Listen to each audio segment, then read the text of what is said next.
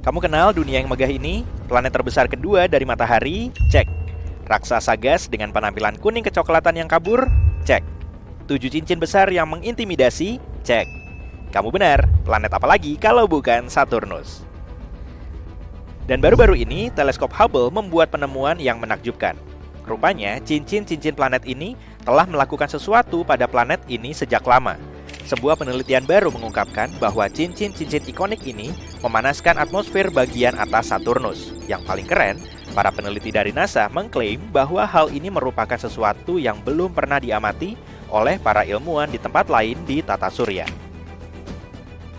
Rahasia ini telah tersembunyi selama 40 tahun, dan hanya setelah menggunakan pengamatan planet ini yang diperoleh dari teleskop Hubble, wahana Cassini yang sudah tidak beroperasi, serta wahana Voyager 1 dan 2, para astronom baru bisa mengetahuinya. Interaksi tak terduga antara planet gas raksasa dengan cincinnya ini bisa menjadi alat untuk memprediksi apakah planet-planet di sistem bintang lain juga memiliki sistem cincin yang megah seperti Saturnus.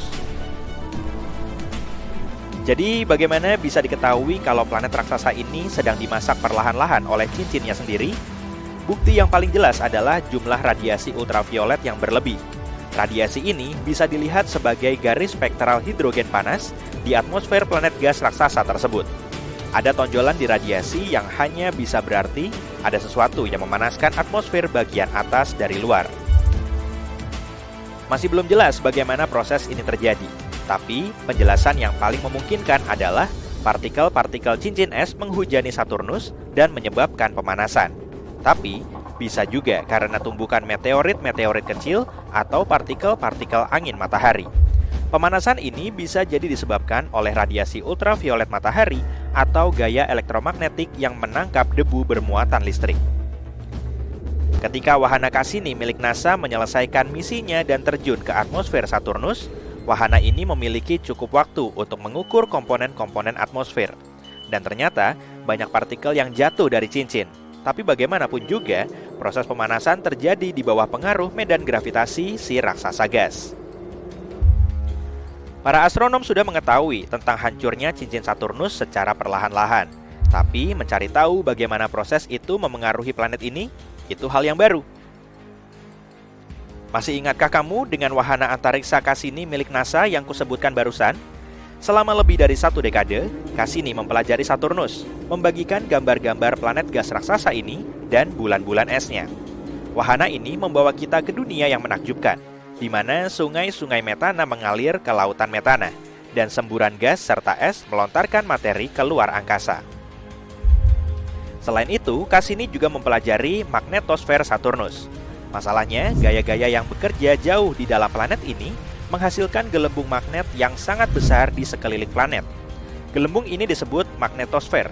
Sayangnya, para astronom masih memiliki sedikit sekali informasi tentang fenomena ini di Saturnus karena medan magnet tidak tampak dan tentu saja paling baik dipelajari dari dalam. Bayangkan ini, aliran partikel bermuatan listrik berkecepatan jutaan kilometer per jam dari matahari alias angin matahari menyebar ke seluruh tata surya. Tiba-tiba, ada sesuatu yang menghalanginya. Oh, itu adalah medan magnet Saturnus. Medan magnet Saturnus melindungi planet ini, membuat partikel-partikel matahari mundur. Akibatnya, gaya magnet matahari berkecamuk di luar magnetosfer Saturnus. Sedangkan di dalam gelembung pelindung planet gas raksasa ini, gaya magnetnya sendiri yang mendominasi. Planet tempat tinggal kita juga memiliki medan magnet, tapi magnetosfernya jauh lebih kecil. Dan tetap saja, magnetosfernya ini secara efektif melindungi kita dari partikel-partikel berbahaya yang berasal dari matahari dan dari luar angkasa. Meskipun Saturnus dilindungi oleh magnetosfernya, matahari masih bisa mengacaukan planet ini. Angin yang berenergi dari bintang kita menyapu planet gas raksasa ini dan menimbulkan aurora yang masif. Tapi tidak seperti aurora di bumi, aurora di Saturnus hanya bisa dilihat dalam sinar ultraviolet. Dengan kata lain, aurora tidak terlihat dari permukaan bumi. Kita hanya bisa melihatnya jika pergi ke luar angkasa. Namun ternyata ada beberapa jenis aurora di planet gas raksasa ini. Sebagai contoh, salah satu jenisnya dipicu oleh partikel bermuatan yang berasal dari letusan gunung berapi di bulan-bulan planet ini. Dan sebagian aurora Saturnus mungkin disebabkan oleh angin kencang yang berputar-putar di atmosfer planet itu sendiri. Angin ini berhembus di ionosfer, yakni wilayah yang terletak di bawah magnetosfer. Angin yang sama mungkin bertanggung jawab atas laju rotasi planet yang bervariasi. Fenomena ini menyulitkan para ilmuwan untuk mengetahui berapa lama satu hari di planet bercincin itu berlangsung. Omong-omong soal angin, Saturnus memiliki pusaran misterius yang berputar-putar di kutub selatan planet ini. Seluruhnya menyerupai badai besar seperti badai di bumi, tapi matanya sendiri berukuran hampir 4.000 km. Sebagai perbandingan, mata badai di bumi hanya selebar 3-5 km.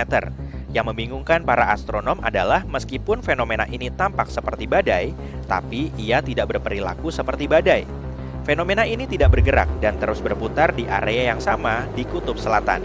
Sementara pusaran kutub di bumi memiliki inti yang dingin, pusaran kutub di Saturnus justru hangat. Dan sekarang bersiaplah untuk kejutan lain yang disiapkan Saturnus untuk kita. Dalam foto yang dikirim ke bumi oleh teleskop Hubble, kita bisa melihat sepasang bintik gelap dan berbayang di sisi kiri cincin planet ini. Bintik-bintik itu secara informal disebut jari-jari, mungkin karena bentuknya yang mirip ruji-ruji sepeda. Bayangan dan bentuk ruji ini bervariasi. Jari-jari ini bisa terlihat gelap atau terang, tergantung pada sudut dan penyinarannya. Kadang-kadang, bahkan terlihat seperti gumpalan alih-alih sesuatu yang berbentuk jari-jari biasa. Ini juga tidak bertahan lama, tapi kabar baiknya, semakin banyak yang akan mulai muncul saat kita mendekati tanggal 6 Mei 2025. Saat itulah titik balik musim gugur di Saturnus akan terjadi. Nah, di bumi, saat itu adalah saat ketika matahari tepat berada di atas ekuator planet, dan siang dan malam memiliki panjang yang sama. Tapi di Saturnus, itu adalah sesuatu yang sedikit berbeda. Seperti planet kita, Saturnus miring pada porosnya. Itulah sebabnya Saturnus memiliki 4 musim. Tapi karena orbit planet gas raksasa ini jauh lebih besar, masing-masing musim berlangsung sekitar 7 tahun bumi. Equinox terjadi ketika cincin Saturnus berada tepat di tepi matahari. Tapi apa yang menyebabkan ruji-ruji tersebut? Para astronom menduga penyebabnya adalah medan magnet si planet gas raksasa. Ketika medan magnet planet berinteraksi dengan angin matahari, medan magnet tersebut menciptakan lingkungan bermuatan listrik. Seperti yang telah kita ketahui, di bumi, hal ini menghasilkan cahaya utara yang juga disebut aurora borealis. Dan jika kita berbicara tentang Saturnus, partikel-partikel cincin es terkecil pun bisa bermuatan listrik. Dan untuk sementara waktu, partikel-partikel ini melayang di atas bongkahan-bongkahan es yang lebih besar di dalam cincin. Untuk pertama kalinya, ruji-ruji di cincin Saturnus ditemukan oleh misi Voyager milik NASA. Itu terjadi pada awal tahun 1980-an. Pada saat itu, kita tidak tahu bahwa ruji-ruji ini adalah fenomena musiman. Voyager 2 hanya melewati planet ini dan kemudian melaju. Untuk mengetahui apa ruji-ruji tersebut dan bagaimana fungsinya, para astronom membutuhkan teleskop antariksa yang bisa mengamati cincin Saturnus dari jauh, seperti Hubble. Equinox terakhir di Saturnus terjadi pada tahun 2009. Saat itu, wahana Cassini sedang melakukan perjalanan mengelilingi planet gas raksasa ini. Wahana ini mengirimkan banyak foto-foto menakjubkan ke bumi. Wahana ini berhasil membuktikan dengan cepat bahwa ruji-ruji tersebut tidak disebabkan oleh interaksi gravitasi dengan Saturnus atau pengaruh bulan-bulan atau satelit-satelit kecil si raksasa gas yang membentuk cincin planet. Pada tahun 2005, Cassini mengonfirmasi bahwa ruji-ruji tersebut terkait dengan medan magnet Saturnus. Meskipun misi tersebut telah berakhir pada tahun 2017, Hubble telah melakukan pengamatan jangka panjang terhadap perubahan di dalam dan di sekitar Saturnus. Terlepas dari semua pengamatan yang telah dilakukan, para astronom masih belum bisa memprediksi awal dan durasi musim jari-jari itu. Untungnya, cincin Saturnus yang menonjol merupakan laboratorium yang sempurna untuk mempelajari fenomena ini. Meskipun planet gas raksasa lainnya di tata surya juga memiliki cincin, tapi cincinnya tidak begitu tampak. Dan para ilmuwan tidak tahu apakah ruji-ruji itu juga terjadi di planet-planet tersebut. Sekarang ini, Enceladus bulan es Saturnus dianggap sebagai salah satu tempat yang paling menjanjikan untuk mencari kehidupan di luar bumi. Para ilmuwan baru saja mendeteksi unsur terakhir dari 6 unsur yang dibutuhkan untuk terbentuknya kehidupan, yaitu fosfor. Unsur yang paling langka ini ditemukan di lautan Enceladus. Unsur langka ini membantu menyuburkan tanah di bumi. Tapi kadar mineral ini di lautan tersembunyi di bulan yang jauh itu kemungkinan 100-1000 kali lebih tinggi dibanding di lautan bumi. Ini mungkin karena lautan di Enceladus kaya akan karbonat mirip dengan air soda. Dan air soda ini kemungkinan melarutkan fosfat di dalam batuan di Enceladus. Penemuan baru ini juga menandakan kalau di bulan es Saturnus lainnya seperti Titan, airnya juga mungkin mengandung fosfor. Kenapa para ilmuwan sangat antusias dengan mineral ini? Itu karena fosfat, senyawa yang mengandung fosfor yang merupakan komponen penting bagi kehidupan di bumi. DNA, RNA, dan membran sel mengandung fosfor, tapi di antara 6 unsur yang dibutuhkan untuk kehidupan, yaitu karbon, hidrogen, nitrogen, oksigen, fosfor, dan belerang, fosfor menjadi yang paling jarang ditemukan.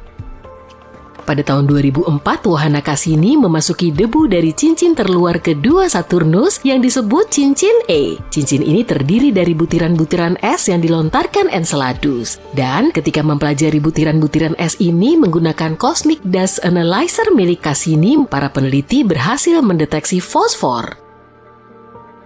Enceladus adalah bulan terbesar ke-6 Saturnus. Ukurannya tidak terlalu besar, hanya berdiameter 505 km. Ukurannya cukup kecil untuk muat di Arizona. Kita harus mencobanya nih sekali-sekali. Yang menarik ketika wahana Cassini pertama kali tiba di Saturnus, para astronom menduga Enceladus hanyalah bola es yang membeku. Tapi kemudian, kejutan, para astronom melihat kumpulan partikel es dan uap air menyembur dari geyser di permukaan bulan ini. Jelas bahwa ada lautan luas di antara inti berbatu dan cangkang esnya. Para peneliti yang sama sebelumnya mendeteksi bahwa bulan Saturnus juga merupakan rumah bagi molekul organik yang kompleks. Awalnya para ilmuwan menduga fosfat bisa terperangkap di dalam inti batuan Enceladus dan benda langit serupa. Karena itu, hasil penelitian terbaru yang mengisyaratkan banyaknya fosfat di lautannya sangatlah mengejutkan. Para peneliti mengamati 305 butir es dari cincin es Saturnus dan mendapati 9 di antaranya mengandung fosfat. Hasil ini sangat jelas dan tidak diragukan. Ini sangat penting karena beberapa waktu lalu, fosfin, sebuah senyawa hidrogen dan fosfor, diyakini ada di awan Venus, tapi belum ada yang berhasil menemukan bukti untuk mendukung teori ini. Sedangkan di Enceladus, ini tidak ada perdebatan dan fosfat benar ada di sana. Para astronom menganggap Europa sebagai salah satu tempat paling menjanjikan di tata surya untuk mencari bentuk kehidupan baru. Hal ini karena Europa memiliki lautan air asin yang sangat luas dengan kedalaman 64 hingga 161 km. Iya, lautan ini tersembunyi di bawah lapisan es yang diperkirakan setebal 16-32 km. Tapi Europa masih berpotensi untuk dihuni. Para astronom menyatakan ada semburan air yang keluar dari celah-celah lapisan es dan melepaskan isi lautan bulan ini ke angkasa. Tentu saja akan sangat sulit bagi misi pencarian kehidupan untuk mengakses area sedalam itu. Sisi baiknya, para ilmuwan telah memiliki beberapa bukti adanya kolam yang jauh lebih dangkal yang mungkin berada lebih dekat dengan permukaan Europa. Kolam-kolam itu mungkin berada kurang dari 1,6 km di bawah es. Ada 2 hal menarik dari temuan ini. Pertama, ini memperkuat kemungkinan adanya kehidupan di Europa. Dan kedua, jika memang benar, ini akan mempermudah misi-misi di masa depan untuk menemukan kehidupan jika memang ada. Selanjutnya ada Titan, bulan terbesar Saturnus. Ukurannya lebih kecil dan gravitasinya lebih lemah dari bumi, tapi ia masih mengingatkan kita pada planet kita. Seperti halnya di bumi, nitrogen mendominasi atmosfernya. Titan adalah satu-satunya tempat di tata surya yang juga memiliki danau dan sungai. Badan-badan air ini tersusun dari hidrokarbon, metana, dan etana. Ada juga lautan air di bawah permukaan. Tapi letaknya sangat dalam dan belum ada yang tahu apakah lautan ini bersentuhan dengan sesuatu dari permukaan. Jika iya, air di lautan ini bisa menjadi penyokong kehidupan setelah bercampur dengan unsur kimia yang kompleks di permukaan. Tapi Enceladus dan bulan-bulan es lainnya bukanlah satu-satunya tempat di tata surya yang mungkin bisa atau pernah dihuni kehidupan. Pada tahun 2003, Mars Express, wahana antariksa yang diluncurkan oleh Badan Antariksa Eropa, menemukan metana di atmosfer Mars. Di planet kita, sebagian besar gas metana di atmosfer dihasilkan oleh makhluk hidup, misalnya oleh ternak yang mencerna makanan dan mengeluarkan gas. Akan tetapi para ilmuwan menduga metana di atmosfer Mars relatif stabil selama sekitar 300 tahun. Lalu pada tahun 2006, metana hampir seluruhnya lenyap dari planet merah. Dan itu terjadi 600 kali lebih cepat dari model yang diperhitungkan para peneliti. Pertanyaannya, apa atau siapa sih yang menghasilkan gas ini dan kemana perginya? Misteri Mars lainnya adalah mikroba yang mungkin tertidur di bawah permukaan Mars. Di sana mereka mungkin terlindung dari radiasi ganas yang berasal dari luar angkasa selama jutaan tahun. Para ilmuwan menyimulasikan kondisi di Mars di laboratorium untuk memeriksa apakah hal itu mungkin terjadi. Dan mereka takjub saat mengetahui bakteri bisa dengan mudah bertahan hidup dalam kondisi seperti itu selama 280 juta tahun. Wah, umur yang sangat panjang. Artinya jika memang ada kehidupan di Mars, kita bisa menemukan buktinya di bawah permukaannya dengan mengebor tanah planet ini. Saat ini tidak ada air yang mengalir di Mars dan sel atau spora akan mengering. Ditambah lagi suhu permukaan Mars mirip dengan suhu es kering. Dengan kata lain, Mars benar-benar membeku. Tapi mungkin ada 6 jenis bakteri dan jamur yang hidup di bawah tanah di planet merah. Jenis yang paling mungkin ditemukan dijuluki konon si bakteri karena sifatnya yang tangguh. Tapi hanya waktu yang bisa membuktikannya. Jika tidak menemukan kehidupan di luar bumi di tata surya, kita mungkin bisa mencarinya di eksoplanet, sebutan untuk planet di luar tata surya. Beberapa di antaranya tampak sangat menjanjikan loh. Eksoplanet yang paling dekat dengan bumi adalah Proxima Centauri b, jaraknya hanya 4,2 tahun cahaya dari bumi. Baru-baru ini para astronom mendapati bahwa planet ini lebih mirip bumi daripada dugaan awal. Ukurannya hanya 17% lebih besar dari planet tempat tinggal kita. Planet ini mengorbit bintang yang lebih redup dan lebih kecil daripada matahari. Proxima Centauri b berada di tengah-tengah zona layak huni bintangnya. Artinya ada kemungkinan air dalam wujud cair dan kehidupan ada di planet ini. Tampaknya eksoplanet ini terkunci pasang surut dengan bintang induknya karena hanya salah satu sisinya yang menghadap ke arah bintang dan sisi lainnya selalu berada dalam kegelapan. Para ilmuwan belum mengetahui apakah planet ini memiliki atmosfer. Planet ini berada sangat dekat dengan bintangnya dan menyelesaikan 1 kali orbit dalam waktu 11 hari bumi. Radiasi dari bintangnya mungkin menarik udara di planet tersebut. Jika demikian, Proxima Centauri b kemungkinan besar tidak memiliki air dalam wujud cair di permukaannya. Gliese 832c berjarak 16,2 tahun cahaya dari bumi. Dalam skema kosmik, ini sangat dekat. Masa eksoplanet ini 5 kali lipat masa bumi dan berada lebih dekat dengan bintang induknya. Itu sebabnya 1 tahun di planet ini hanya berlangsung selama 36 hari. Tapi karena bintang ini merupakan katai merah yang jauh lebih dingin dan redup dibanding matahari, Gliese 832c menerima cahaya dan panas yang sama dengan planet kita. Di saat yang sama, masih belum jelas apakah planet ini mirip dengan bumi. Planet ini mungkin memiliki atmosfer jauh lebih tebal yang menciptakan pemacuan efek rumah kaca. Fenomena ini terjadi ketika sebuah planet menyerap lebih banyak panas dari bintang induknya dibandingkan dengan panas yang dilepaskannya ke angkasa. Artinya, Gliese 832c lebih mungkin menyerupai Venus yang sangat panas daripada bumi yang relatif sejuk. Hei, ini bukan masalah buatku. Bersiaplah untuk terkesima karena ada berita menarik dari NASA yang akan segera datang. Ingin melihat dunia yang menakjubkan di bulan Saturnus Titan? Wahana pendarat rotorcraft Dragonfly milik NASA yang inovatif akan lepas landas pada tahun 2027 untuk menjelajahi objek luar angkasa yang misterius ini. Sekarang, izinkan aku memperkenalkanmu pada Titan. Titan adalah benda langit es dengan atmosfer yang dipenuhi nitrogen dan bahkan mungkin memiliki lautan bawah tanah. Titan juga memiliki sungai dan danau yang mengalir di permukaannya. Tapi, coba tebak, sungai dan danau itu tidak berisi air seperti planet kita. Di sana ada metana.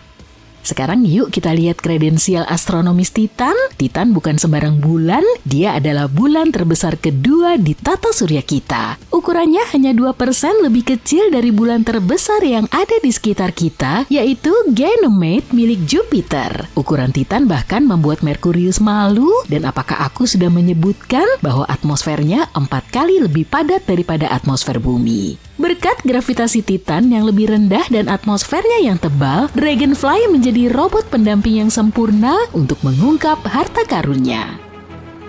Yuk kita beralih ke Dragonfly, bintang dari misi NASA yang akan datang ke Titan. Drone kosmik ini bukanlah penjelajah biasa, dilengkapi dengan berbagai macam gadget yang menarik. Dragonfly bagaikan laboratorium terbang yang siap mengungkap lebih banyak rahasia Titan. Ini adalah wahana pendarat rotorcraft antar planet pertama yang dirancang untuk membawa kita dalam perjalanan penemuan yang epik.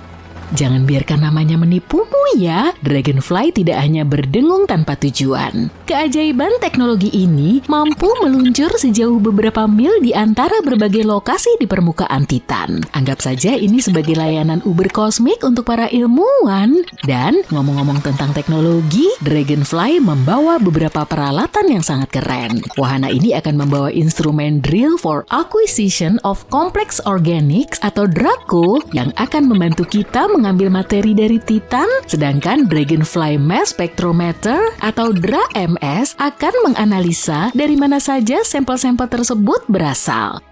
Tapi, bagaimana kita bisa menemukan Titan?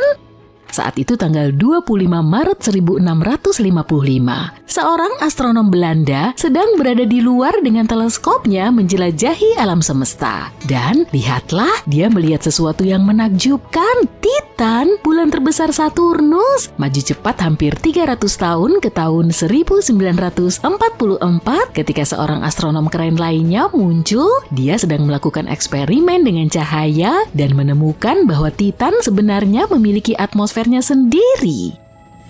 Ada cerita lain dari kisah ini. Pada tahun 1979, pesawat ruang angkasa Pioneer 11 memutuskan untuk melakukan perjalanan melintasi sistem Saturnus. Perjalanan ini mengonfirmasi semua hal keren yang sebelumnya dispekulasikan oleh para ilmuwan tentang Titan, seperti temperatur dan masanya. Tapi ada satu kesalahan kecil, para ilmuwan yang cerdik itu mengira Titan mungkin adalah bulan terbesar di seluruh tata surya. Ups, dugaan yang salah. Meskipun demikian, Titan memiliki atmosfer yang misterius dan padat yang membuat semua orang tetap waspada. Sekarang yuk kita lihat kembali ke tahun 1980-an saat pesawat ruang angkasa Voyager 1 dan 2 melakukan pendaratan perdana. Wahana penjelajah kosmik ini terbang melintasi Saturnus dan mereka ingin melihat permukaan Titan. Saat itulah Titan memutuskan untuk bermain petak umpet dengan mereka. Atmosfernya yang kabur membuat mereka tidak bisa melihat apa yang terjadi di bawah sana, sehingga yang berhasil ditangkap oleh Voyager hanyalah gambar-gambar dunia berwarna oranye yang sepi. Tapi mereka melihat kabut biru yang indah di atmosfer bagian atas. Hal-hal mulai menjadi sangat menarik pada tahun 1990-an. Teleskop luar angkasa Hubble ikut bergabung dan memutuskan untuk mengambil beberapa foto keren Titan dengan menggunakan cahaya inframerah khusus. Alat canggih ini berhasil menembus kabut dan voila, foto-foto Hubble memperlihatkan area-area dengan warna yang berbeda di Titan, nyaris seperti papan catur raksasa. Kita sekarang tahu kalau di sana bahkan ada titik terang seluas Australia. Tapi terlepas dari foto-foto fantastis ini, misteri apa yang ada di balik kabut Titan masih belum terpecahkan. Saat itu tahun 2004, ketika panggung telah disiapkan untuk Cassini dan sahabatnya dari Eropa, wahana Huygens. Mereka bagaikan duo dinamis yang siap menghadapi Saturnus. Cassini mulai mengorbit planet bercincin itu dan segera memusatkan perhatiannya pada Titan. Momen besar itu akhirnya tiba pada tanggal 14 Januari 2005, wahana Huygens menembus atmosfer Titan. Selama pendaratannya, Huygens mengumpulkan berbagai macam data yang menakjubkan, memotret dan menganalisa atmosfer. Wahana ini kemudian mengirimkan informasi berharga ini kembali ke Cassini yang seperti kurir kosmik mengirimkannya kepada kita manusia di bumi yang sedang menunggu dengan penuh harap. Selama 13 tahun berikutnya, Cassini terbang mendekati Titan lebih dari 100 kali menggunakan berbagai instrumen canggih untuk mengamati permukaan dan atmosfer Titan. Para ilmuwan akhirnya bisa memastikan kalau Titan memiliki awan, danau, dan sungai, serta hujan yang mengguyur permukaannya. Untungnya Titan bukanlah satu-satunya bulan di tata surya kita yang secara teknis bisa mendukung kehidupan. Ada bulan Neptunus yang menakjubkan bernama Triton. Sebagai permulaan, Triton adalah bulan terbesar di Neptunus, tapi juga merupakan bulan yang sangat aneh. Di antara sekian banyak bulan di luar sana, hanya 5 yang diketahui aktif secara geologis. Coba tebak. Triton dengan bangga menjadi bagian dari klub eksklusif ini. Triton senang memamerkan geysernya yang memuntahkan gas nitrogen. Bayangkan Triton sebagai seorang fashionista dalam ansambel es, permukaannya sebagian besar terdiri dari nitrogen yang membeku, memberikan kesan dingin dan beku. Kamu mungkin ingin membawa mantel hangat jika berkunjung ke sana. Sekarang, kamu mungkin bertanya-tanya bagaimana Triton bisa tetap hangat di lingkungan yang begitu dingin. Ia memiliki senjata rahasia yang disebut kekuatan pasang surut. Bayangkan Triton dan Neptunus sedang melakukan tarian kosmik, menciptakan gesekan gravitasi. Tarian ini tampaknya menghasilkan panas, membantu menghangatkan perairan Triton. Dengan semua pembicaraan tentang panas ini, kamu mungkin mulai bersemangat tentang kemungkinan adanya kehidupan di Triton. Tapi menemukan kehidupan di bulan ini sama kecil kemungkinannya dengan menemukan unicorn yang sedang mengendarai skateboard. Voyager 2, satu-satunya misi yang pernah terbang melintasi Triton, melakukan perjalanannya pada tahun 1989. Jika kamu berharap ada misi lain ke Triton dalam waktu dekat, anggap saja bintang-bintang tidak berpihak pada kita secara harfiah. Kesempatan untuk misi ke Triton hanya terbuka sekali dalam 13 tahun. Karena planet kita dan Jupiter harus berada dalam posisi yang tepat supaya pendaratan bisa berhasil. Para ilmuwan akan memanfaatkan tarikan gravitasi planet terbesar di tata surya untuk mendaratkan wahana di Triton dengan aman. Yuk kita bahas gajah di dalam ruangan, atau haruskah aku bilang beruang kutub? Suhu di Triton sangat dingin sehingga harapan untuk bertahan hidup tanpa membeku hampir sama tipisnya dengan tusuk gigi. Maaf para calon mikroba kecil, kamu mungkin perlu beberapa baju hangat ekstra untuk bertahan hidup di sana. Meskipun Triton mungkin bukan tempat yang paling ramah bagi kehidupan, Triton tetaplah permata astronomis yang layak dijelajahi. Para ilmuwan juga meyakini Triton tidak selalu menjadi bagian dari kru Neptunus. Ternyata Triton kemungkinan besar hanya mengurusi urusannya sendiri, berkeliaran tanpa tujuan di sapu Kuiper yang jauh. Lalu datanglah Neptunus dengan tarikan gravitasinya yang dahsyat dan menyambar Triton, secara resmi menjadikannya bulan. Sama seperti satelit kita yang terpercaya, Triton juga terjebak dalam pertemuan permanen dengan Neptunus. Satu sisi Triton selalu mengarahkan matanya ke planet ini. Mengenai nasib bulan yang menakjubkan ini, dalam jangka panjang tidak akan terlihat bagus. Bulan ini semakin dekat dan semakin dekat dengan Neptunus setiap harinya. Mungkin kamu bertanya-tanya, kenapa demikian? Masalahnya ada pada interaksi pasang surut yang memainkan beberapa trik kosmik pada Triton. Interaksi itu menyebabkan orbitnya melambat seperti tarian lambat menuju Neptunus. Para ilmuwan memperkirakan bahwa dalam waktu sekitar 3,6 miliar tahun, Triton akan melewati batas yang tidak terlihat. Jika perhitungan saat ini benar, ada 2 skenario yang mungkin terjadi. Triton akan bertabrakan dengan atmosfer Neptunus, atau ia akan hancur berkeping-keping. Jika yang terakhir yang terjadi, sistem cincin baru akan terbentuk di sekeliling Neptunus, seperti yang kita lihat di sekeliling Saturnus saat ini. Triton bukan satu-satunya satelit yang mungkin akan berakhir seperti ini.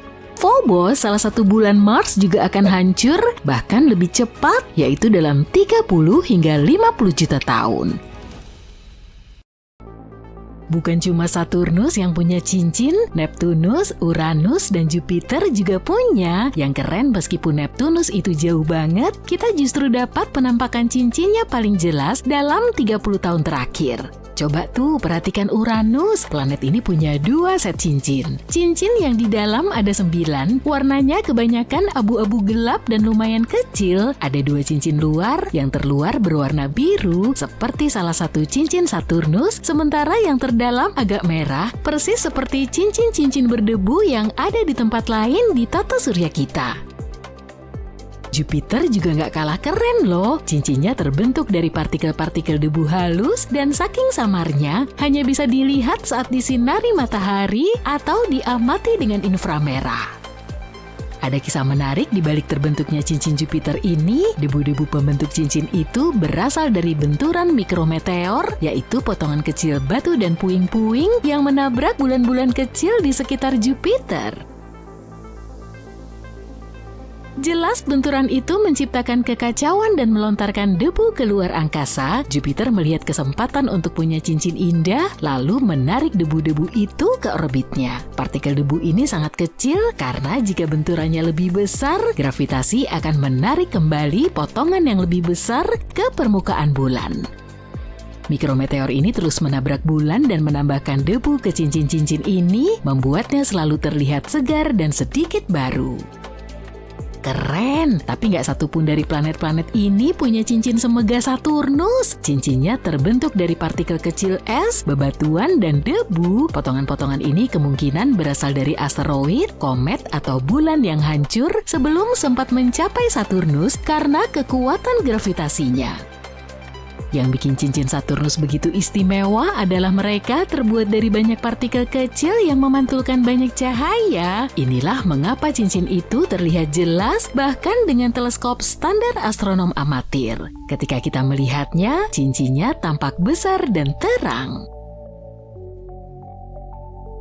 Ukuran bongkahan di cincin ini bervariasi dari butiran debu kecil hingga sebesar rumah, dan kalau kita bisa melihat cincin itu, kita akan melihat ada yang sebesar gunung. Wah, bayangin kalau kamu bisa duduk di puncaknya dan menikmati wahana roller coaster mengelilingi Saturnus. Jika dilihat dari puncak awan Saturnus, cincin ini sebagian besar akan tampak putih. Selain itu, setiap cincinnya bergerak dengan kecepatannya sendiri.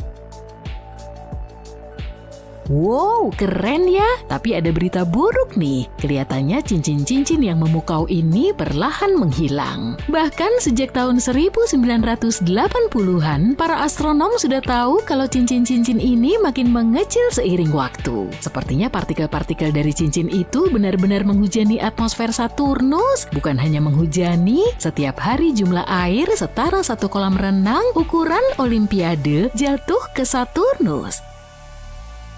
Tapi ilmuwan belum yakin seberapa cepat cincin ini berangsur menghilang dan kapan akan benar-benar lenyap. Untuk memantaunya, teleskop luar angkasa James Webb milik NASA dan Observatorium Keck di Hawaii akan mempelajari Saturnus dalam jangka panjang. Mereka akan melacak apa sebenarnya yang terjadi dengan hujan cincin ini dan bagaimana perubahannya selama satu musim penuh di Saturnus, yaitu sekitar 7 tahun bumi.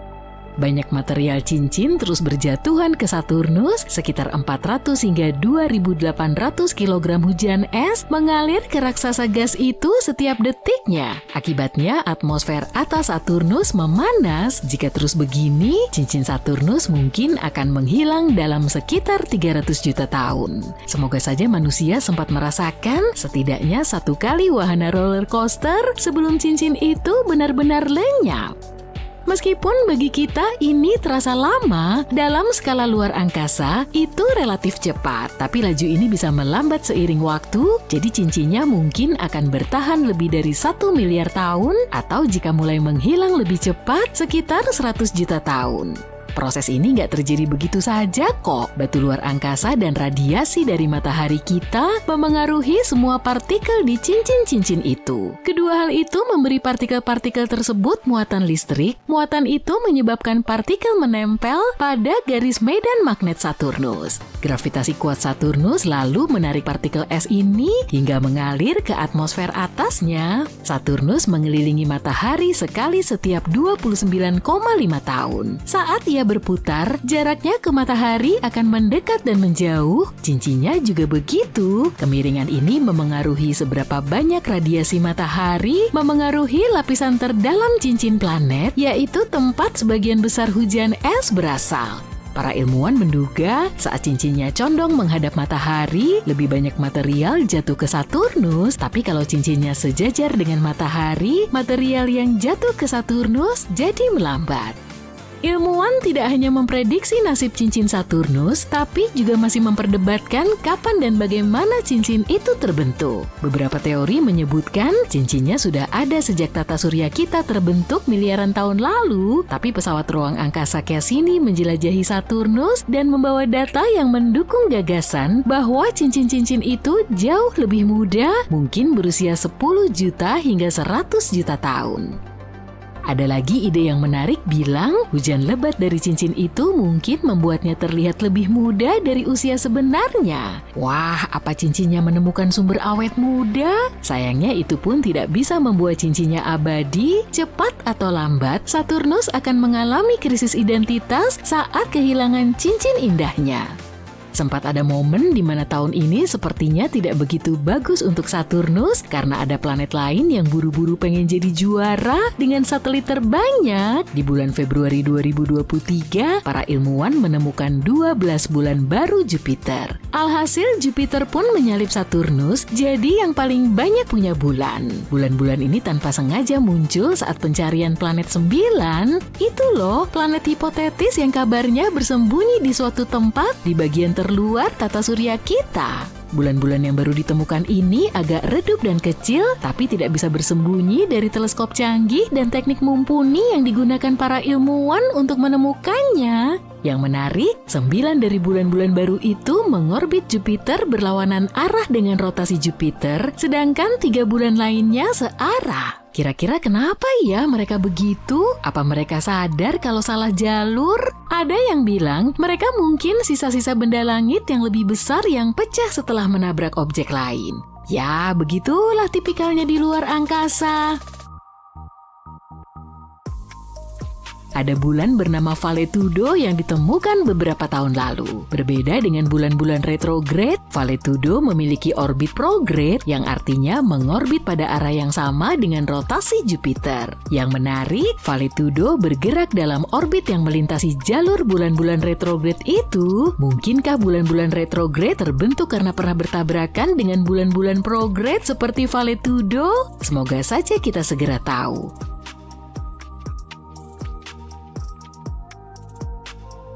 Ini sukses besar bagi Jupiter, tapi 3 bulan kemudian keadaan berubah. 62 satelit juga ditemukan mengelilingi Saturnus, artinya Saturnus kembali memimpin dengan total 145 bulan dibandingkan dengan hanya 95 bulan milik Jupiter.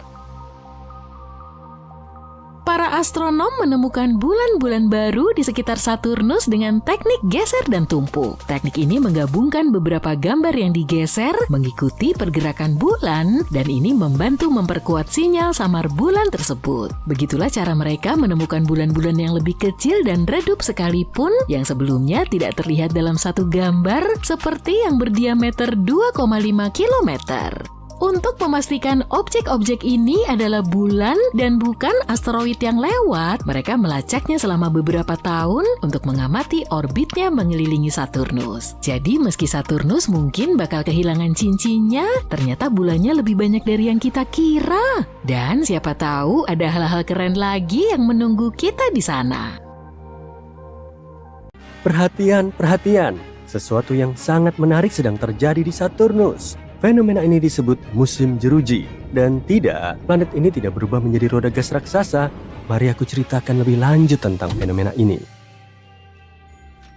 Setiap tahun, teleskop luar angkasa Hubble milik NASA mencurahkan sebagian waktunya untuk mengamati Saturnus, planet gas raksasa yang merupakan planet terbesar kedua di tata surya. Dan benda angkasa ini selalu punya sesuatu yang baru untuk mengejutkan kita. Sebagai contoh, lihatlah salah satu foto terbaru dari planet gas raksasa ini. Lihat ruji-ruji buram itu artinya musim jeruji Saturnus sudah dimulai. Seperti planet kita, Saturnus juga miring pada porosnya. Itulah sebabnya Saturnus memiliki 4 musim. Tapi karena orbit planet gas raksasa ini jauh lebih besar, masing-masing musim berlangsung sekitar 7 tahun bumi. Ingatlah hal ini penting. Nah, hal berikutnya yang perlu kita bahas untuk memahami konsep musim jeruji yang unik di Saturnus adalah titik balik. Di bumi, equinox adalah momen ketika matahari tepat berada di atas ekuator planet, saat siang dan malam memiliki panjang yang sama. Tapi di Saturnus ada yang sedikit berbeda. Equinox terjadi ketika cincin Saturnus berada tepat sejajar matahari. Meskipun equinox di Saturnus terjadi setiap musim semi dan musim gugur, sama seperti di planet kita, equinox di Saturnus sangat jarang terjadi, yaitu sekitar sekali dalam 15 tahun di bumi. Karena itu para astronom sangat antusias menyambut peristiwa ini. Sekarang lihat, ada 2 ruji buram pada cincin ini, disebut cincin B di sebelah kiri gambar. Ruji-ruji ini menyerupai jeruji pada sepeda. Warna dan bentuk ruji-ruji bervariasi. Ruji-ruji ini bisa terlihat gelap atau terang, tergantung pada sudut dan penyinarannya. Kadang-kadang ruji-ruji ini terlihat seperti gumpalan daripada sesuatu dengan bentuk jari-jari radial biasa. Ini juga tidak bertahan lama, tapi semakin banyak yang akan mulai muncul mendekati tanggal 6 Mei 2025. Saat itulah titik balik musim gugur di Saturnus akan terjadi. Tapi apa yang menyebabkan ruji-ruji tersebut? Para astronom menduga penyebabnya adalah medan magnet si planet gas raksasa. Ketika medan magnet planet berinteraksi dengan angin matahari, medan magnet itu menciptakan lingkungan bermuatan listrik. Di bumi hal ini menghasilkan cahaya utara yang juga disebut aurora borealis. Dan jika kita berbicara tentang Saturnus, partikel-partikel cincin es yang paling kecil pun bisa bermuatan listrik. Dan untuk sementara waktu, partikel-partikel ini melayang-layang di atas bongkahan-bongkahan es yang lebih besar di dalam cincin Saturnus. Untuk pertama kalinya, ruji-ruji di cincin Saturnus ditemukan oleh misi Voyager milik NASA. Itu terjadi pada awal tahun 1980-an. Pada saat itu kita tidak tahu bahwa ruji-ruji ini adalah fenomena musiman. Voyager 2 hanya melewati planet ini dan kemudian melaju. Untuk mengetahui apa itu ruji-ruji tersebut dan bagaimana fungsinya, para astronom membutuhkan teleskop ruang angkasa yang bisa mengamati cincin Saturnus dari jauh, seperti Hubble. Equinox terakhir di Saturnus terjadi pada tahun 2009. Saat itu wahana antariksa Cassini milik NASA sedang mengitari planet gas raksasa ini. Wahana ini mengirimkan banyak foto-foto menakjubkan ke bumi. Dengan cepat terbukti bahwa jari-jari itu tidak disebabkan oleh interaksi gravitasi dengan Saturnus atau pengaruh bulan-bulan raksasa gas atau bulan-bulan kecil yang membentuk cincin planet ini. Pada tahun 2005, Cassini mengonfirmasi kalau ruji-ruji tersebut terkait dengan medan magnet Saturnus. Misi tersebut selesai pada tahun 2017. Kini Hubble terus memantau perubahan yang terjadi di dalam dan di sekitar Saturnus dalam jangka panjang. Terlepas dari semua pengamatan yang telah dilakukan, para astronom masih belum bisa memprediksi awal dan durasi musim jeruji ini. Untungnya cincin Saturnus yang mencolok itu merupakan laboratorium yang sempurna untuk mempelajari fenomena ini. Meskipun planet gas raksasa lainnya di tata surya juga memiliki cincin, tapi cincinnya tidak begitu tampak. Dan para ilmuwan tidak tahu apakah ruji-ruji juga ada di planet-planet tersebut. Tapi ruji-ruji ini bukan satu-satunya fenomena ruang angkasa yang menarik. Tata surya adalah tempat yang menarik, itulah sebabnya. Jika kamu berdiri di khatulistiwa Mars tanpa alas kaki, kakimu tidak akan kedinginan. Suhu di sana akan terasa seperti di musim semi yang cerah, tapi kamu harus memakai topi. Di ketinggian kepala, suhu akan terasa sangat dingin. Venus berputar lebih lambat dibanding planet-planet lain di tata surya dan matahari. Salah satu penjelasan yang dikemukakan para astronom adalah tabrakan dengan benda padat, misalnya asteroid yang terjadi di masa lalu. Bulan Io milik Jupiter memiliki ratusan gunung berapi yang membuat satelit ini menjadi objek paling aktif secara vulkanik di tata surya. Bulan ini juga memiliki permukaan kekuningan yang aneh. Permukaannya terlihat belang dan menyerupai pizza pepperoni. Asik! Di Eropa, salah satu dari 4 bulan terbesar di Jupiter diselimuti oleh es. Cangkang es ini bisa setebal 16 hingga 24 km. Ia juga punya beberapa bagian yang halus. Jadi jika kamu suka seluncur es, kamu akan senang berada di sana. Jika kalian mengumpulkan semua asteroid yang ada di tata surya, berat totalnya masih lebih kecil dari 10% massa bulan. Para ilmuwan meyakini kalau Merkurius mungkin masih memiliki inti yang sebagian masih cair. Ini bisa menjelaskan kenapa Merkurius memiliki medan magnet meskipun hanya 1% lebih kuat dari medan magnet bumi.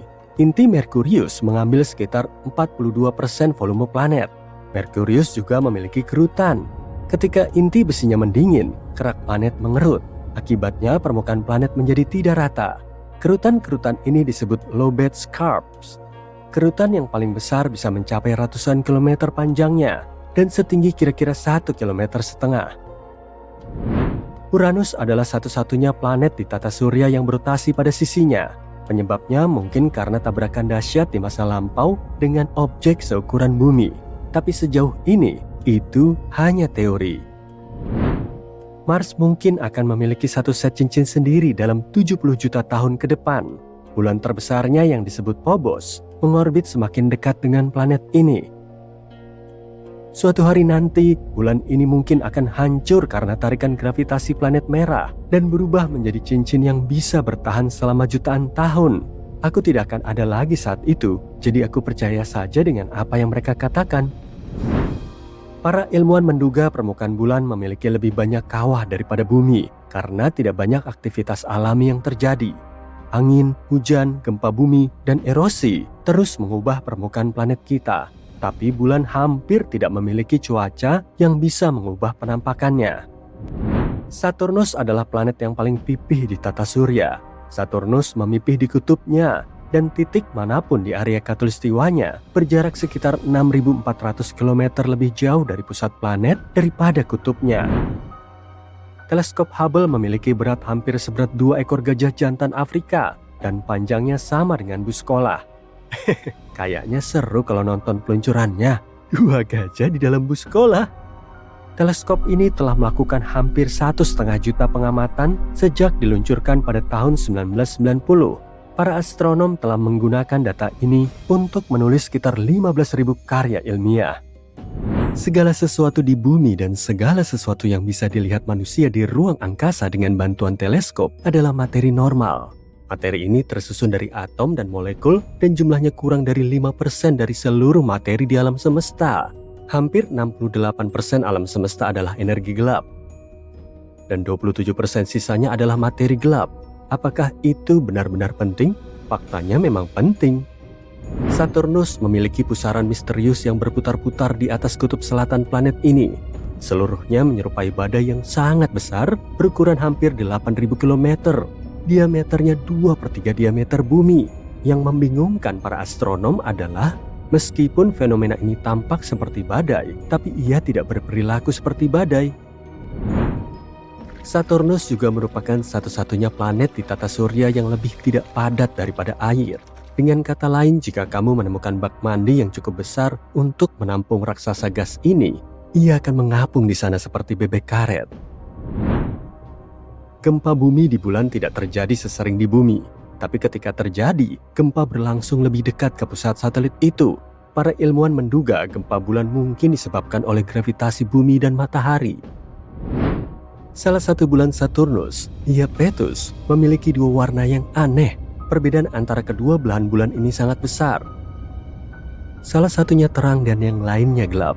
Para ilmuwan belum bisa memecahkan misteri ini. Satu-satunya sabuk asteroid di tata surya yang diketahui para astronom berada di antara Mars dan Jupiter. Ada ribuan asteroid di area ini. Asteroid-asteroid itu berbentuk benda padat tak beraturan dengan ukuran yang berbeda-beda, tapi semuanya berukuran lebih kecil dari planet. Para ilmuwan telah menganalisis kandungan kimiawi beberapa meteorit yang ditemukan di Gurun Sahara, Antartika, dan tempat lainnya. Sebagian batu-batu itu ternyata berasal dari Mars. Sebagian lagi berasal dari bulan atau sabuk asteroid antara Mars dan Jupiter. Wow, batu-batu luar angkasa. Ruang angkasa keren ya.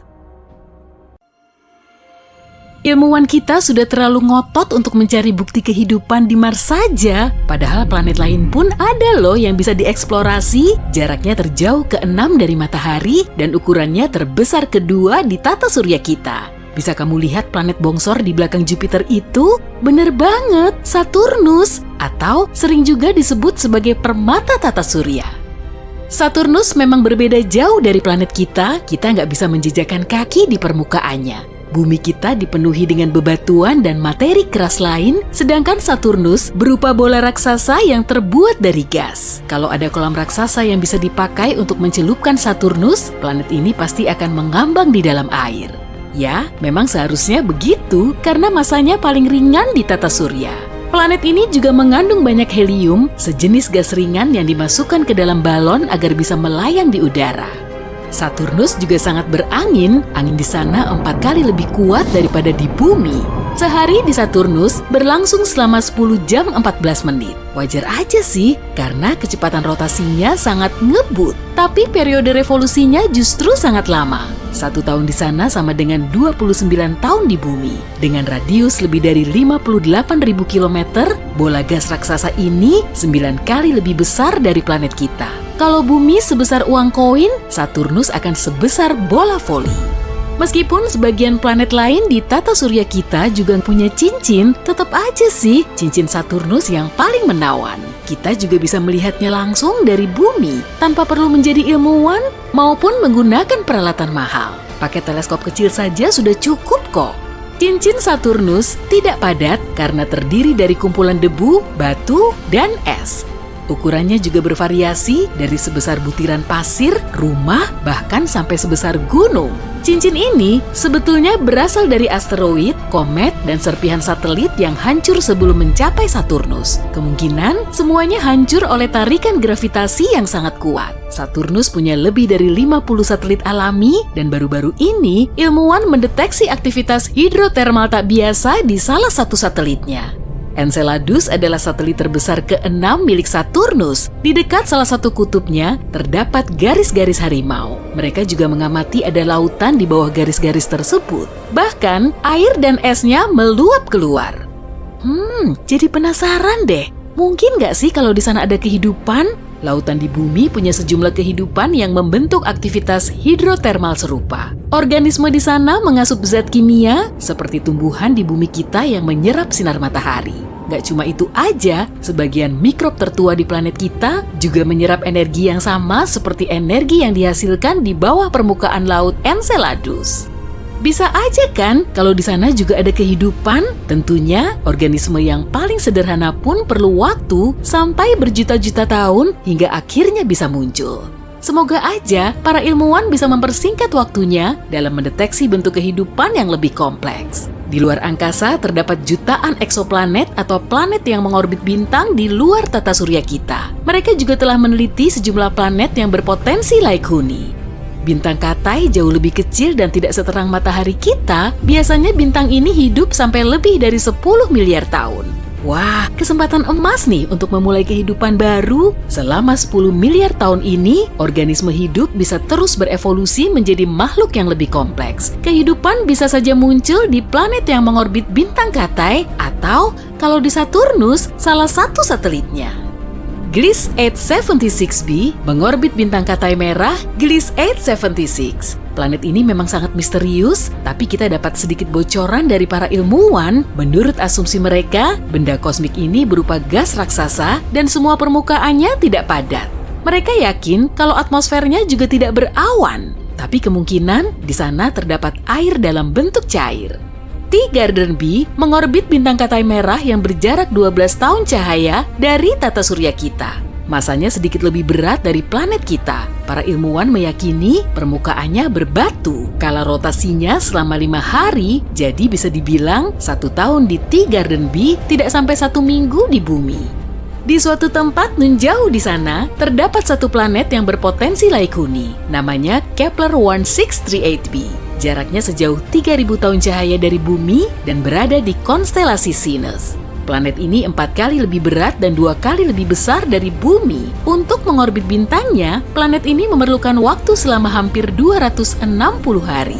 Karena gaya gravitasinya lebih kuat daripada di bumi, kita akan kesulitan kalau mau melompat di atas permukaannya. Ada juga Kepler lain yang bernama Kepler 62e. Planet ini berukuran 1,5 kalinya bumi. Para ilmuwan yakin kalau Kepler yang satu ini punya atmosfer hangat, lembab, dan ramah. Langitnya juga penuh dengan awan, jaraknya sejauh 1.200 tahun cahaya dari bumi. Untuk mengorbit bintang katai merahnya, planet ini perlu waktu selama 122 hari. Planet tetangganya, Kepler-62f, juga berpotensi Laikuni. Ukurannya 40% lebih besar dari Bumi, dan menurut perkiraan para ilmuwan, planet ini juga dipenuhi dengan air. Lautan di sana dihuni oleh banyak organisme menawan dalam berbagai ukuran. Jadi, kemungkinan Kepler-62f menyimpan banyak makhluk hidup unik, atau seenggaknya berpotensi mampu mengembangkan kehidupan. Meski planet ini Laikuni, tidak serta-merta sudah ada kehidupan di permukaannya, hanya saja kondisinya sangat cocok untuk melangsungkan kehidupan. Planet LHS 1140b berada di zona yang berpotensi Laikuni. Nggak seperti tetangganya yang dipenuhi gas, planet ini padat dan lumayan berbatu. Radiusnya 60% lebih besar dari Bumi dan masanya 7 kali lipatnya. LHS 1140b termasuk planet terpadat yang ada di angkasa luar. Karena masanya sangat besar, atmosfer di sana juga pasti pekat. Plusnya lagi, gravitasi di permukaannya jauh lebih kuat daripada gravitasi di Bumi. Makanya, planet ini sulit ditapaki. Oke, kita beralih ke TRAPPIST-1, katai super keren yang menghuni konstelasi Aquarius. Jaraknya sekitar 39 tahun cahaya dari kita, dan planet berbatu sebesar 7 kalinya Bumi ini mengorbit bintangnya di zona Laikuni. Semua planet ini kemungkinan mengandung air, dan suhunya kurang lebih mirip dengan suhu di Bumi. Gravitasi bulan cuma 16%-nya gravitasi Bumi, karena itulah astronot kesulitan mengendalikan geraknya saat melayang di atas satelit alami kita ini. Tapi, kalau gravitasi di planet-planet TRAPPIST-1 lain lagi, saat berada di permukaannya, kemungkinan kamu akan merasa nyaman. Ada Kepler lagi nih, lebih tepatnya Kepler-452b. Planet berbatu ini 60% lebih besar dari Bumi. Bintang induknya juga mirip dengan matahari kita, dan planet ini sebetulnya telah menghuni zona Laikuni selama sekitar 6 miliar tahun. Sedangkan Bumi baru selama 4,5 miliar tahun. Kepler-452b mengorbit Kepler-452 selama 385 hari. Meski suhunya sama dengan matahari kita, bintang ini 20% lebih terang. Seluruh sistemnya sangat jauh dari tata surya kita. Kalau mau terbang ke sana, siapin waktumu selama 28 juta tahun ya. Selanjutnya, ada KOE 7711.01. Benda kosmik yang bikin penasaran ini berjarak 1.700 tahun cahaya dari kita. Ukurannya cuma 30% lebih besar dari Bumi. Intensitas panas yang diterimanya juga hampir sama dengan panas matahari yang diterima Bumi. Suatu saat nanti, manusia akan berkoloni di galaksi. Kita juga mungkin akan mencari planet lain sebagai tempat tinggal yang baru. Pastinya kita harus menempuh perjalanan yang sangat panjang. Bisa aja kan, kita juga akan mencapai Proxima Centauri. Bintang terdekat Bumi ini punya sejumlah planet yang mungkin bisa kita huni. Sama seperti Proxima Centauri b. Jaraknya kelihatannya nggak terlalu jauh, cuma sekitar 4 tahun cahaya dari Bumi, tapi sebetulnya sih jauh banget. Bisa memakan waktu sampai 6.300 tahun untuk sampai ke tujuan. Itu pun dengan teknologi canggih yang dipakai di zaman now. Perjalanan sejauh itu perlu banyak generasi, bahkan bisa memakan waktu lebih lama lagi, hingga akhirnya kita bisa menghuni dunia baru. Umat manusia perlu lahir dan dibesarkan di pesawat luar angkasa, harus menjalani kehidupan di dalamnya, tanpa melihat bumi atau planet tujuannya. Gak ada pepohonan, pegunungan, atau sungai, tapi cuma ada kegelapan dan kehampaan galaksi yang terbentang luas. Mereka nggak akan bisa menyusuri jalanan asing yang terlihat, menghirup udaranya, atau merasakan hembusan angin secara langsung. Tempat yang bisa mereka jelajahi hanyalah planet tujuan di hadapan mereka. Perjalanan ini pasti akan sangat sulit, namun akan membuahkan hasil yang manis kok. Kalau manusia berhasil membangun dunia nan indah seperti bumi kita. Kira-kira akan terwujud nggak ya? Biar waktu yang menjawabnya. Planet ini dijuluki permata tata surya. Sebagian besar terbuat dari gas, planet ini bisa mengapung di air. Andai kamu bisa menemukan bendungan dengan lebar dan kedalaman 120.000 km. Tapi yang membuat planet ini begitu mudah dikenali adalah cincinnya yang indah, abu-abu, coklat, dan krem. Cincin-cincin ini terdiri dari debu, batu, dan es. Beberapa bagian hanya sebesar butiran pasir, sementara yang lain sebesar gedung pencakar langit. Planet yang kubicarakan adalah Saturnus, dan saat ini bumi sedang meluncur ke arahnya dengan kecepatan super tinggi. Semuanya bermula pada hari biasa, lebih dari setengah tahun lalu. Tiba-tiba, bumi mengubah jalur yang telah diikutinya selama sekian miliar tahun. Tapi alih-alih melaju cepat menuju matahari, bumi malah menjauh dari bintangnya. Setelah dipikir-pikir, mungkin ini akan lebih baik. Kita punya lebih banyak waktu untuk mencari solusinya. Sebelumnya, bumi bergerak mengelilingi matahari dengan kecepatan 108.000 km per jam. Akibat sejumlah alasan misterius, saat bumi meninggalkan orbit, kecepatannya tetap sama. Artinya, kita akan menempuh jarak 1,2 miliar kilometer yang memisahkan planet kita dari Saturnus dalam waktu 1 tahun 3 bulan. Awalnya, tidak ada yang menyadari apa yang terjadi, tapi beberapa jam kemudian, semua menjadi jelas. Terlepas dari kepanikan yang melanda warga bumi, keadaan di bumi masih tampak biasa saja. Tapi dalam sekejap, bumi mulai semakin dingin. Perkiraan para astronom pun negatif.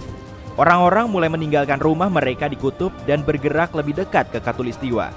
Sebagian besar spesies tumbuhan dan hewan mengalami masa yang sulit. Beberapa dari mereka punah, meski kita mencoba menyelamatkannya di rumah kaca dan taman konservasi khusus. Langit berubah dengan dramatis. Dalam seminggu, kita bisa melihat Mars dengan jelas. Bentuknya mirip bola kemerahan besar yang menggantung rendah di atas kepala kita. Jupiter menjadi secerah bulan. Begitu bumi sudah sejauh Mars dari matahari, hari-hari berjalan 2 kali lebih redup dibanding sebelumnya. Awalnya, atmosfer planet kita bertugas sebagai pembatas antara manusia dan luar angkasa. Itu sebabnya kita tidak langsung merasakan dinginnya. Tapi 7 hari kemudian, setiap orang yang berani meninggalkan rumah mereka harus dikungkung dalam pakaian musim dingin yang berat. Pada saat itu, suhu sudah turun menjadi minus 98 derajat Celcius. Suhu bahkan makin dingin setelah planet kita melewati Mars dan bergegas menuju sabuk asteroid. Dalam perjalanan kita sejauh ini, sabuk asteroid adalah wilayah yang paling berbahaya. Yap, warga bumi memang bisa mengagumi hujan meteorit yang sangat indah mewarnai langit bumi. Tapi, beberapa benda langit berhasil menembus atmosfer bumi. Objek-objek ini terhempas ke tanah, meratakan gunung, dan meninggalkan kawah raksasa. Tsunami dan gempa bumi pun terjadi. Saat ini, sebagian besar planet termasuk lautan telah berubah menjadi gurun es. Terjadi kelangkaan makanan dan sumber daya alam. Kami telah membangun kota dan terowongan bawah tanah untuk menghubungkannya. Ilmuwan bumi bekerja siang dan malam untuk menemukan jalan keluar dari situasi ini. Jika tidak, inilah yang akan segera terjadi. Makin dekat planet kita ke Saturnus, planet bercincin ini akan muncul di cakrawala dan bentuknya akan makin besar. Tak lama, Saturnus akan bersinar lebih terang daripada bulan purnama. Bola besar berwarna coklat kekuningan akan terlihat bahkan pada siang hari. Tapi itu akan terlihat sangat indah pada malam hari. Alih-alih tidur, jutaan orang menghabiskan waktu berjam-jam memandangi Saturnus tumbuh makin besar. Suatu hari, jarak kedua planet ini akan menjadi sama dengan jarak bumi dan Mars dahulu. Cakram Saturnus akan berukuran sekitar 1/4 bulan purnama. Cincinnya akan sebesar 2/3 satelit alami kita. Tak lama berselang, kecepatan planet kita akan mulai meningkat akibat pengaruh tarikan gravitasi Saturnus. Planet bercincin ini 9 kali lebih lebar daripada bumi dan masanya hampir 100 kali lebih besar. Itulah sebabnya, alih-alih bergerak dengan kecepatan 46 km per detik, kita akan melesat di luar angkasa dengan kecepatan hampir 64 km per detik. Itu 2.400 kali kecepatan mobil rata-rata. Gravitasi Saturnus akan memengaruhi bulan lebih besar dibanding bumi. Dalam waktu singkat, satelit alami kita ini akan hilang. Bulan akan terlempar ke luar angkasa, kemungkinan besar menuju orbit elips mengelilingi matahari. Jika bumi tidak menabrak Saturnus dalam waktu terdekat, suatu hari bulan bisa berpapasan dengan planet kita lagi. Sayangnya, reuni ini tidak akan berakhir baik. Tapi apa yang terjadi di sisi Saturnus? Saturnus adalah salah satu planet terbesar di tata surya, nomor 2 setelah Jupiter. Meski cincin yang mengelilingi planet ini sangat besar, ukurannya terbilang pipih. Tebalnya kurang dari 2 km. Meski begitu, cincin utamanya cukup besar untuk membentang dari bumi ke bulan.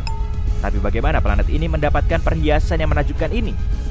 Di luar tepi luar cincin utama A, B, dan C, ada sesuatu yang para astronom sebut sebagai cincin F. Selain usianya yang sudah beberapa juta tahun, cincin ini adalah yang paling aneh. Cincin yang terus bergeser ini terbentuk dari bahan es dan amat sangat rumit. Lekukan, putaran, dan gumpalan bahan yang lebih cerah membuatnya tampak seperti kepangan. Saturnus punya lebih dari 50 bulan yang telah dikonfirmasi. 2 di antaranya adalah Pandora dan Prometheus, mengapit cincin F di kedua sisi. Mereka bergerak di luar dan di dalam cincin ini, dan bertindak layaknya gembala. Mereka menggiring partikel es menjadi pita setebal 96 km. Tapi kenapa kedua bulan Saturnus ini melakukan tarian seperti ini? Belum ada yang tahu. Yang para ilmuwan tahu adalah saat cincin Saturnus berevolusi, materi es mengumpul dan membentuk moonlet atau bulan kecil. Beberapa di antaranya tumbuh dan berubah menjadi bulan terbesar di Saturnus. Tapi 2 di antaranya bertabrakan. Begitulah cincin misterius F muncul. Jika bulan kecil hanya terdiri dari partikel es kecil, tabrakan luar angkasa hanya akan membentuk cincin tanpa ada sisa yang lain. Tapi bulan kecil ini memiliki bebatuan padat yang tetap utuh dan berubah menjadi Pandora dan Prometheus. Kita belum punya bukti bahwa Saturnus pernah bertabrakan dengan objek angkasa besar lain. Bumi kita mungkin yang pertama. Tapi sebelum menabrak planet itu, kita harus melewati cincinnya, termasuk cincin F. Dan planet kita tidak akan menerobos dengan mudah begitu saja. Cincin Saturnus terbuat dari partikel-partikel kecil. Gravitasi bumi akan menarik beberapa di antaranya keluar dari orbit setelah kita lumayan dekat. Ini akan menghasilkan rangkaian panjang batu yang akan mencapai planet kita. Dan nanti, saat kita melesak masuk, awan partikel es akan terseret di belakang bumi. Tapi ini tidak akan cukup kuat untuk menghilangkan cincin Saturnus sepenuhnya. Cincin ini akan terus mengitari planetnya, tapi orbitnya akan berubah dan menjadi lebih memanjang. Pita bebatuan yang indah pun akan hilang. Seiring waktu, cincin-cincin itu mungkin bisa terbentuk lagi.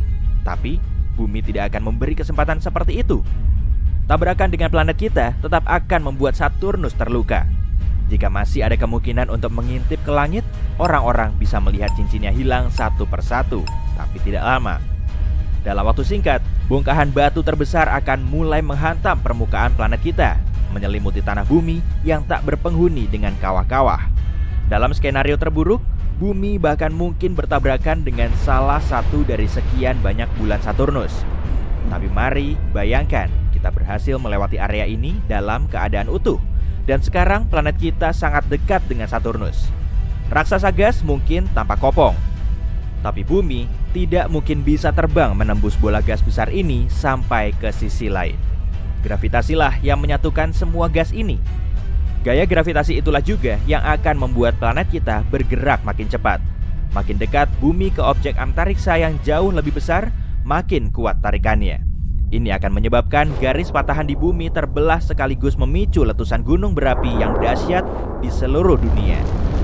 Kemudian, dengan kekuatan yang sangat besar, planet kita akan menabrak Saturnus. Atmosfer bumi akan terkompresi, menyebabkan kenaikan suhu yang dramatis dan cepat. Dan dalam waktu singkat, udara akan terbakar. Para ilmuwan mengklaim bahwa inti Saturnus padat, terdiri dari besi dan nikel, dan dikelilingi oleh lapisan berbatu. Tapi kita tidak akan pernah sampai ke sana. Bumi akan terbakar di atmosfer planet yang lebih besar ini setelah benar-benar terkoyak. Dunia biru hijau kita yang indah akan berubah menjadi miliaran triliun ton bebatuan yang menguap. Malangnya, mungkin bumi akan menjadi cincin Saturnus baru, menggantikan cincin yang dirusaknya. Kedengarannya memang seram. Ya, kita tidak bisa menyelamatkan bumi dari Saturnus, tapi itu hanya andai-andai yang berujung buruk. Jadi, sebelum perlu melakukan upaya seberat itu, mari selamatkan bumi dari ancaman yang sudah di depan mata. Misalnya, perubahan iklim.